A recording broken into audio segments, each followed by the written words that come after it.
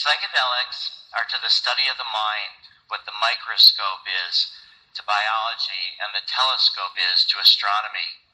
Dr. Stanislav Grof spoke those words. He's one of the leading psychedelic researchers in the world, and he's also been my mentor.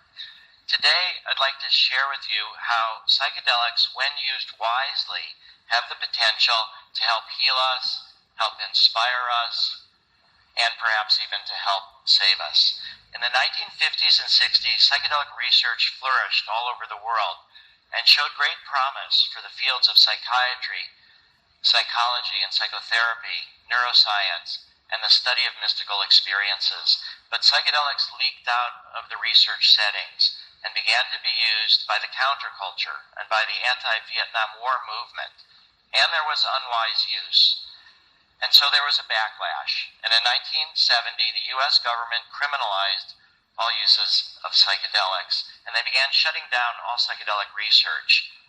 And this ban spread all over the world and lasted for decades, and it was tragic, since psychedelics are really just tools, and whether their outcomes are beneficial or harmful depend on how they're used. Psychedelic means mind manifesting. And it relates to drugs like LSD, psilocybin, mescaline, iboga, and other drugs. When I was 18 years old, I was a college freshman. I was experimenting with LSD and mescaline, and these experiences brought me in touch with my emotions.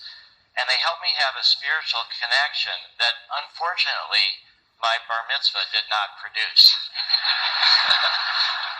When I wanted to tease my parents, I would tell them that they drove me to psychedelics because my bar mitzvah had failed to turn me into a man. But most importantly, psychedelics gave me this feeling of our shared humanity, of our unity with all life. And other people reported that same thing as well. And I felt that these experiences had the potential to help be an antidote to tribalism, to fundamentalism, to genocide, and environmental destruction. And so I tried to focus my life on changing the laws and becoming a legal psychedelic psychotherapist.